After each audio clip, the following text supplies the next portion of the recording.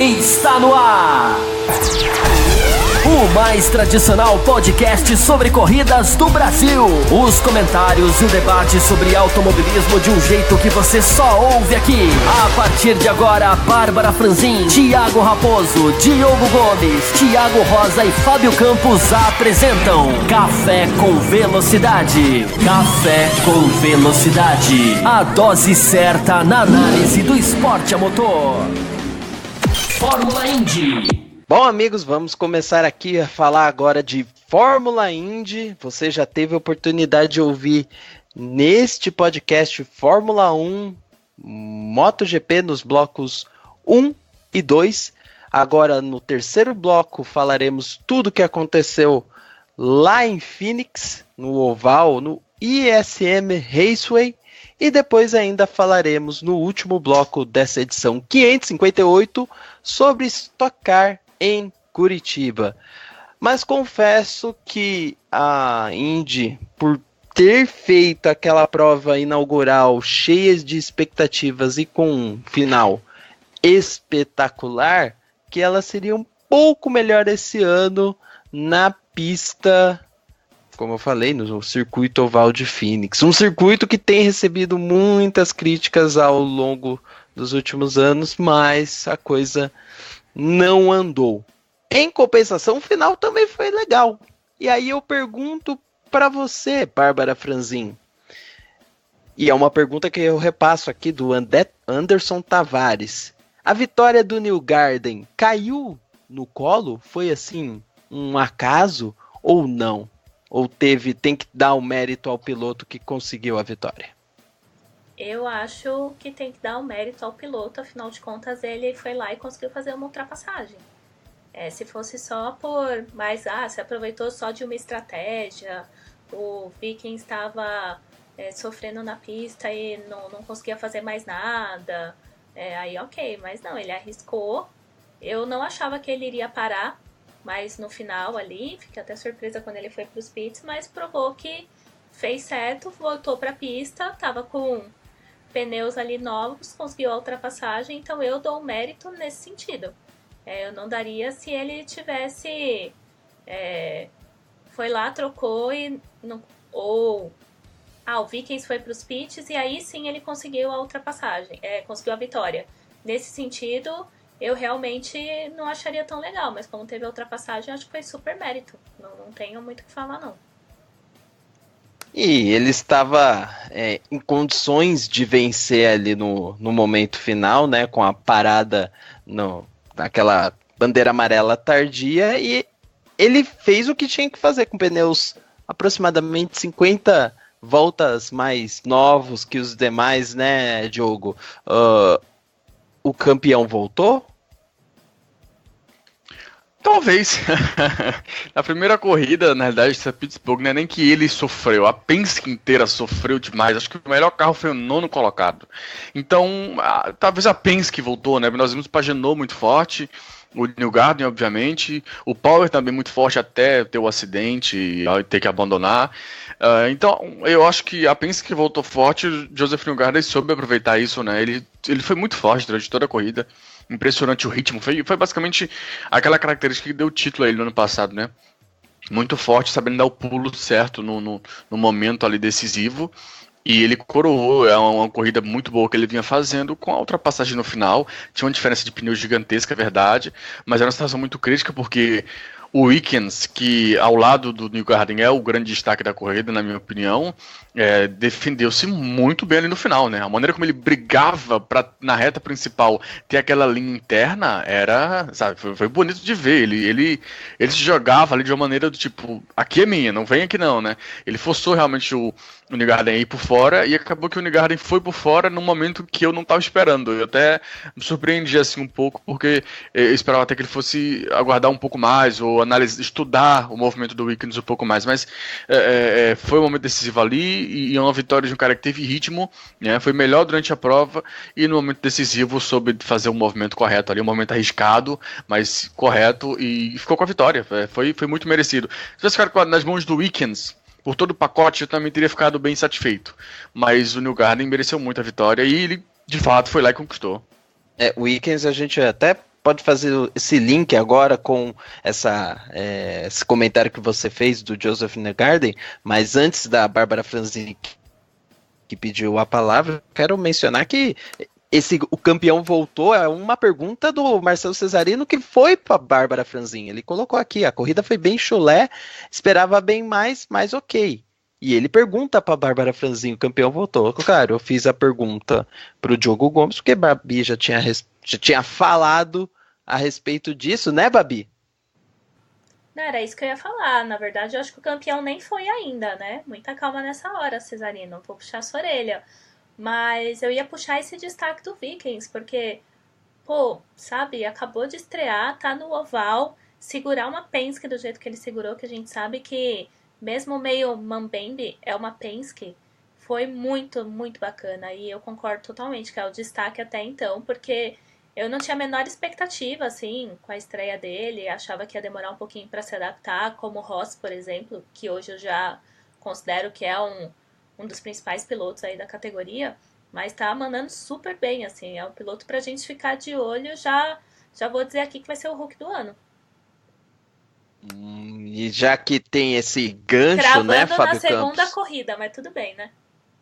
Cravando na segunda corrida, lembrando que a Indy é curta, entre aspas, em relação às outras categorias, só a Stock Car que é mais curta que ela, mas a Stock Car tem até a limitação de número de pistas aqui no Brasil, né?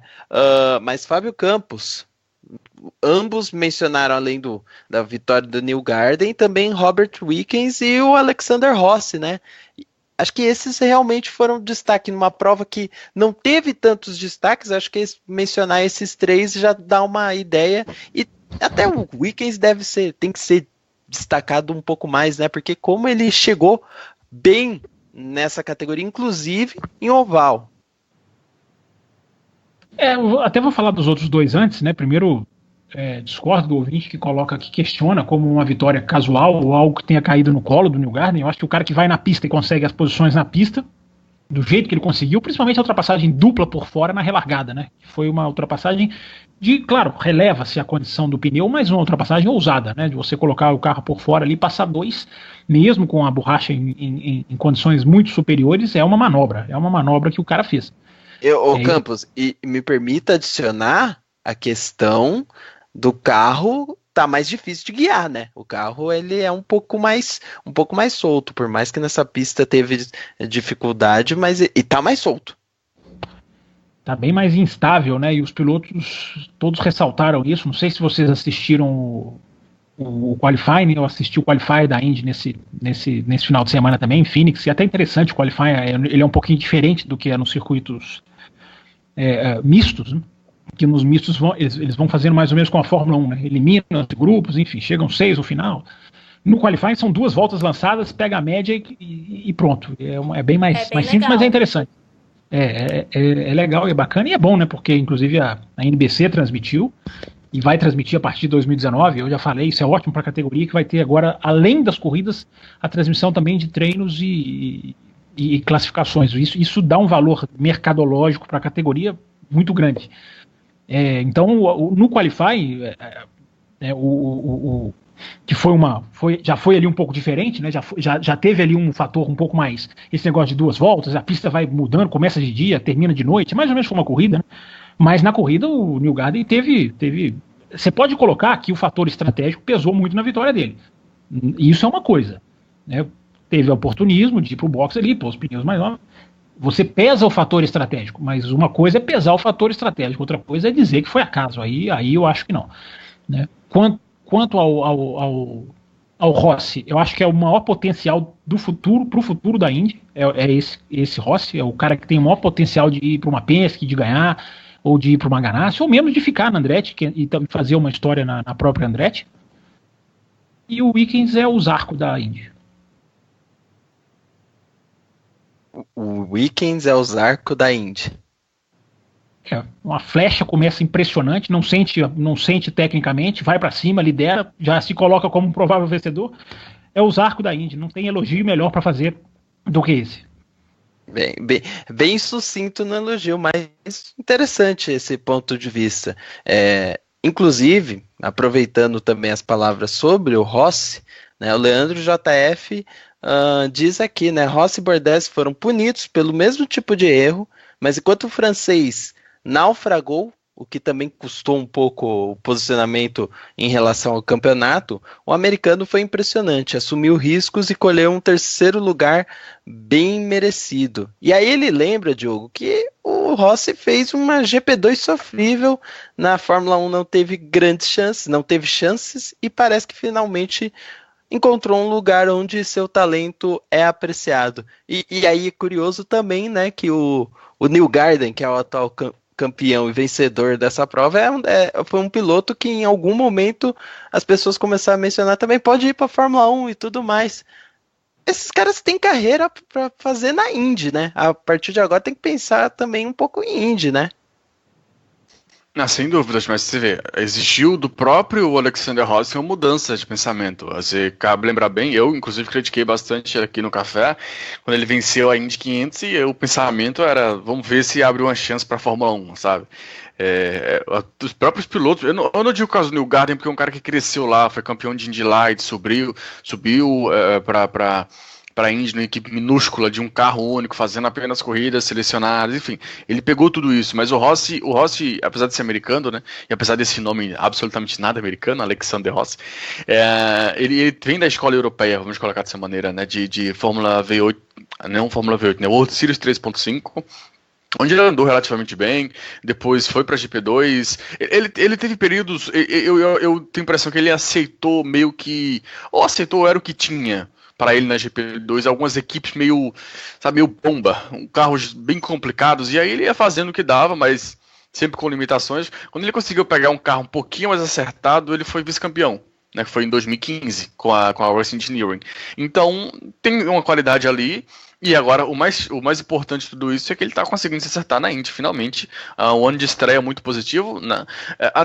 Eu diria até que Indy 500 à parte, o ano como um todo foi muito bom, e a evolução dele na sequência é muito impressionante. É de fato impressionante, e ele vem se solidificando ainda mais, né? Ele vem sendo aquele cara que em São Petersburgo ele acaba tendo um acidente tirando o carro do Wickens, mas ele vai brigando até o final, né? Eu lembro até de ter destacado isso aqui, eu lembro que a maioria concordou comigo, de que ele poderia ficar ali na segunda colocação e ok, vamos nessa, começamos o campeonato, mas ele queria buscar, e foi na última relargada, foi buscar ali aquela posição mais que daria ele a vitória, né? E acabou tendo todo o acidente. E agora ele vai lá para trás, tem o erro no pit stop, né, no primeiro pit stop, vai lá para trás e volta igual um maluco, subindo o grid de novo, né? E chega no final muito bem, muito forte.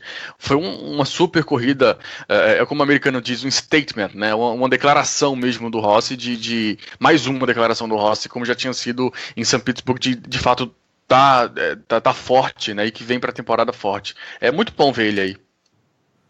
Nossa, eu concordo assim super com o que você disse, Diogo. Até pedi a palavra porque eu também fui das pessoas que criticou pra caramba o Rossi quando ele venceu a Indy 500, porque eu achava que ele não valorizava o suficiente a categoria, né? Então que ele ficou nesse discursinho de não sei, talvez, ainda tô de olho na Fórmula 1, em outras oportunidades, então isso me deixou bem brava na época, mas hoje eu superei e eu acho que ele também super se encontrou, tá cada vez mais fazendo boas corridas, boas provas, sendo consistente, e até logo depois que o Neil Garden venceu, já vieram no meu Twitter mandar um comentário. Pô, esse menino pode ter potencial para Fórmula 1. E aí eu falei, gente, deixa ele na Indy. É o que eu tava repetindo desde o ano passado, quando começaram a surgir uns boatos aí de que ele podia fazer teste, enfim, ter um intercâmbio. Eu falei, deixa na Indy, sabe? Vamos expandir, tem mais que Fórmula 1. Não é porque o piloto é talentoso e se dá bem numa categoria que ele obrigatoriamente tem que ir para uma Fórmula 1. Claro que não vou menosprezar a Fórmula 1, é a categoria, é onde todo mundo tem, querendo ou não, um desejo de passar algum dia, mas, pô, calma, não precisa ficar toda hora que acontece alguma coisa cutucando esse ponto. Então, às vezes, me dá uma incomodada e eu, como claramente sou um pouquinho mais defensora da Indy, eu falo, deixa o pessoal ali, se chegar o momento de ir, pode talvez fazer aí um intercâmbio, como o Alonso fez, enfim, num sonho distante, mas não precisa toda hora fazer isso. E fora que está sendo muito benéfico para a Indy, nesse momento, a questão de ter, não um, mas alguns pilotos americanos se destacando, né? Ao longo dos últimos anos sempre tivemos aí um ou outro aparecendo, mas não uma briga, por exemplo, entre pilotos americanos, né? Querendo ou não, isso faz diferença para uma categoria baseada nos Estados Unidos. O Marco Andretti conta como piloto americano, não? Não. Não conta. Piloto, como piloto ou como... Bom, enfim. Não, e até o que eu ia falar, Rosa, é que é bacana também que os dois são super jovens ainda e mostram também essa renovação de geração, que é tão importante. A gente tinha pilotos aí correndo há muitas temporadas, né, como era o caso do Castro Neves, que acabou sendo forçado a se aposentar, mas abre espaço aí para pilotos que a gente vai poder ver aí por pelo menos uns, 8, 10 anos correndo em boa forma. E tá tendo uma mescla, eu acho que importante é isso também, não é porque abriu espaço para os jovens que, vamos dizer, os mais experientes não estão tendo oportunidades, ou estão saindo. É lógico que fica mais difícil para eles, algo até que o Fábio Campos mencionou no outro programa que falamos de Fórmula Indy, até por conta desse novo pacote técnico que veio, né, essa nova configuração dos carros, que tem que ter um tipo diferente de guiada e tudo mais. Mas você vê, por exemplo, um Sebastian Bourdais, um Hunter Hay, que até agora no campeonato fizeram provas sólidas, o Bourdais chegou a vencer a primeira corrida, né, o Hunter Hay tá ali. Então assim, tem ainda alguns pilotos... O Power, que não é criança mais também, né? O Power já entra num ponto de... Né? O Power já entra num ponto de discussão, que talvez vale ser levantado sempre, que ele comete algum erro em oval, né? Porque, para mim, ele falta isso nele. Por mais que ele já tenha vitórias e tudo mais, né? O que falta a ele é uma consistência oval que não garante, em muitos casos, em muitas temporadas, não garantiu ele uma condição de favorito que ele tinha com o melhor equipamento, né? Não sei se vocês concordam com isso. Nessa prova foi um caso, pra mim. Essa foi estranho, né? Ele reclamou do piloto ali, eu não lembro quem foi, mas ele reclamou do piloto que tava disputando a posição com ele, e eu fiquei meio que sem entender, porque eu não vi uma forçação de barra, nada assim, não, mas ele vai fora da... Um ponto claro ele vai fora da linha, né, e aí bate, foi muito parecido com o que aconteceu com o Pietro Fittipaldi, mas eu não sei se estou furando a sua linha, se tem mais um assunto, eu queria puxar a questão da segunda linha de Phoenix, que já tem alguns anos que eu fico colocando esperança de que vai acontecer, e eu tava assistindo a corrida e tava, pensando assim, será que eu tô com um pensamento tópico aqui de que vai funcionar uma segunda linha em Phoenix? Hoje, ou melhor, na corrida, né, funcionou nas relargadas, né, principalmente com o Hunter Ray, impressionante como ele relargou. O Newgarden foi por fora a ultrapassagem, mas não sei se exatamente dá para chamar de segunda linha, mas já tem um tempo, né, que tem que se fala, os americanos esse final de semana mesmo falaram muito, né, o segundo carro, vamos ver, segunda linha em Phoenix. Eu tava pensando, assistindo a corrida e pensando em perguntar para você, Rosa, e para Bárbara, se em algum momento essa segunda linha de Phoenix já funcionou para Indy, ou se, sei lá, é o tópico da minha parte todo ano voltar e pensar, não, esse ano vai e nunca vai. Nunca funcionou. Tem até uma corrida histórica que é uma que o Paul Tracy lidera. Ele passou todos os carros e deu volta em todos os carros. Se não me engano, ele começa a dar volta numa segunda volta em todos os carros e bate. Mas, assim, era uma vantagem absurda que ele tinha. E não existia duas linhas de carros, não tem como fazer ali em Phoenix, a pista é estreita e uma angulação que não ajuda esses carros poderem sair lançados pelo traçado de fora, né, o que é diferente que acontece. E o banco interno ali é inativo, né, para a Indy, porque a diferença faz muito o desnível ali, né, faz muita diferença pro carro da Indy, que é mais baixinho, é diferente da NASCAR, que a gente vê os carros jogando e lá embaixo mesmo. E acaba perdendo velocidade e eficiência, né? Porque como tem esse banking que Fábio Campos adorou ouvir você falar esse termo, né? Mais bonito que desnível, né? tudo bem. Mas esse desnível causa um impacto aerodinâmico e também causa uma perda de eficiência, de velocidade até nos carros que precisam estar colados ao chão. Mas aí, aproveitando, Fábio Campos deve estar ouvindo aqui, o Herrera até comenta sobre isso, sobre essa questão de falta de competitividade, né, em Phoenix.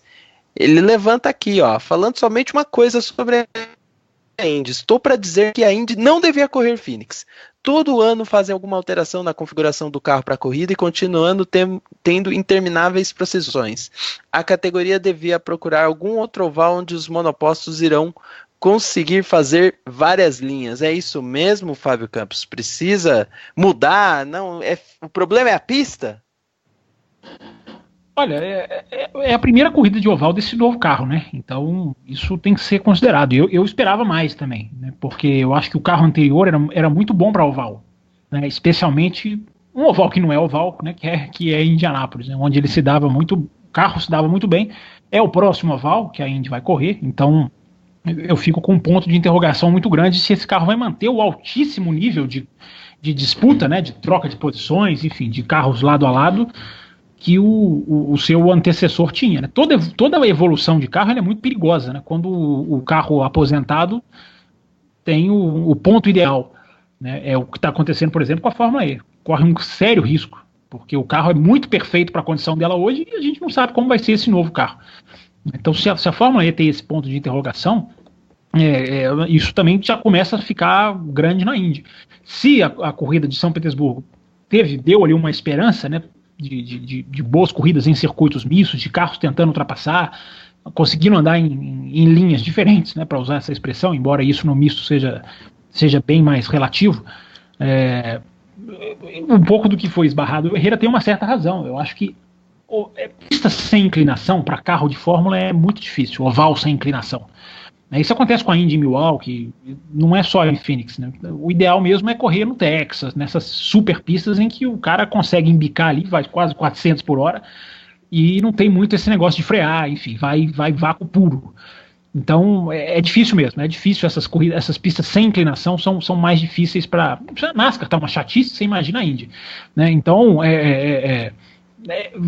tem muito para ver nesse novo carro. Talvez tenha sido a primeira prova, os caras ainda estão patinando em acerto, né? Ainda tem essa questão do aquecimento de pneu, como que vai ser feito com esse novo chassi. Então, Herrera, a gente pode se surpreender positivamente. Eu acho que não dá para cravar, ainda talvez um pouco cedo para cravar, mas fica uma pulguinha atrás da orelha de como esse carro vai ser em oval. Em misto parece que vai ser muito bom. Ele foi inclusive projetado para ir muito bem em misto, né? Distribuição de peso, enfim.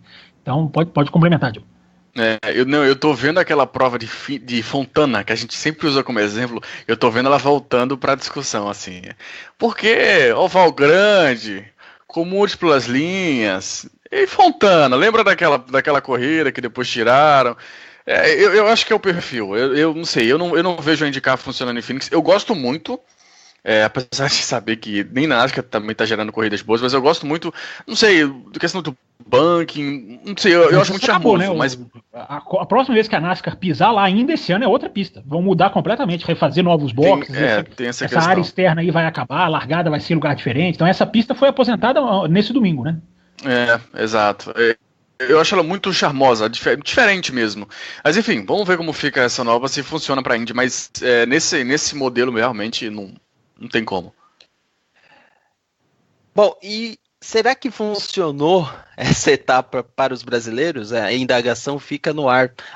Além do Matheus Leist e Tony Kanaan, que vão fazer a temporada completa, tivemos a estreia do Pietro Fittipaldi, né? Que fez a sua primeira corrida na categoria. O Anderson Tavares até questionou isso em relação aos brasileiros, né? No caso do Leist, ele perdeu qualquer esperança. Foi as palavras que ele usou quando o Leist teve problemas no pit. Não que perdeu toda esperança no Leist, mas dos problemas do pit achou que ele não ia conseguir mais nada. Aliás, Leandro JF até menciona, né? O cavalo de pau do Leist sem pneu foi muito perigoso e teve punição dupla para ele.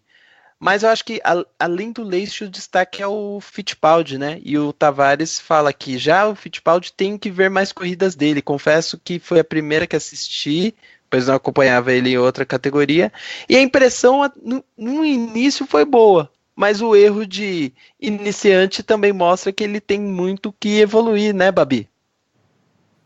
Então, até tinha lido o comentário dele antes do programa e eu ainda absolvo os dois, sabe? São pilotos jovens que podem cometer erros, estão nas primeiras temporadas, até o Leish, ele já vem da Indy Lights, ele já tem um pouco mais de experiência com os ovais, mas são coisas que podem acontecer, como a gente viu também, pilotos mais experientes ali, também indo pro muro e também tendo problemas, então essas coisas acontecem. O Fittipaldi eu achei uma pena que ele abandonou a prova super prematuramente. Eu queria ver um pouco mais, até para dar mais opinião, ver como é que ele ia se comportar, se ia se adaptar com a equipe e tudo mais. Então eu achei bem chato que ele acabou saindo no início da prova. Mas o Leish eu não descarto, eu ainda não acho que é o fim do mundo, essas coisas podem acontecer. A gente via que qualquer tentativa ali dava uma escorregada mesmo, então por mais que foi erro deles, eu acho que às vezes acontece. São pilotos jovens, vão aprender, espero que não cometam esses erros, que eles aprendam, né, com isso que eles fizeram, mas eu ainda tô um pouco tranquila em relação a isso, só queria mesmo ter visto mais o Fittipaldi. Foi uma pena o caso do Fittipaldi, porque a classificação ele andou muito bem, né? Ele foi um dos primeiros a entrar na pista, então ele pegou o asfalto numa condição talvez não ideal, mas ele conseguiu fazer uma boa volta, largou em 10º, né? E na corrida ele perdeu algumas posições ali no final, mas ele vinha andando bem. Eu vinha gostando do que ele vinha apresentando ali, até que foi um pouquinho fora da linha e com toda a sujeira que você tinha, acabou indo no muro. Eu nem achei que tinha sido tão forte assim no muro, mas pelo visto, né, não sei se estavam querendo cuidar do carro ali, não correr risco, mas enfim, teve que abandonar ainda cedo. Foi uma pena, eu tava esperando ele para completar a corrida, não tava esperando algo super extraordinário, mas eu acho realista dizer que ele poderia brigar por um top 10. Por um top 10, ainda mais com os problemas que pilotos como Bourdais, por exemplo, teve, né? Então, de início eu gostei, é uma pena pelo acidente. E o Last caiu na realidade, né? É um piloto bom, é um piloto que tem muito futuro, mas eu digo que caiu na realidade de um estreante, né? Sofreu com acerto, sofreu com balanço, não conseguiu vir para frente, depois teve um problema nos pits com o erro da equipe, ele acabou tomando uma atitude meio precipitada de dar um 360 graus ali, né? Quase acertou um fiscal que estava no canto, inclusive, foi punido por conta disso. Enfim, ele voltou na realidade, não de ser um piloto ruim que comete erros, não isso, mas voltou na realidade de ser um estreante que vai cometer erros. A mesma coisa pro outro estreante da noite, o Kyle Kaiser, né? Aí fugindo da cota de brasileiros, né? Falando do americano, o Kyle Kaiser é o campeão da Indy Lights. Mesma coisa, um piloto já mais experiente, já de 3 anos na Indy Lights, campeão e tudo mais, e cometeu erros bobos também.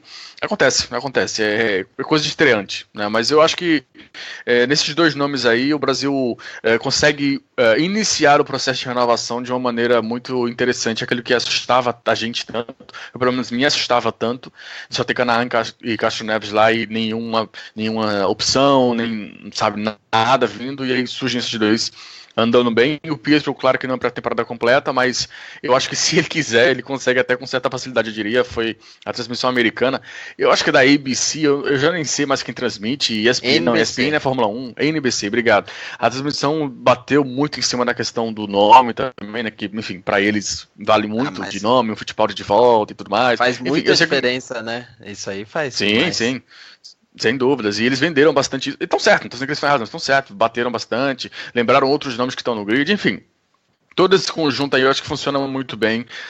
Eu gostei de ambos, mas é questão de estreante, de estar começando, erros acontecem.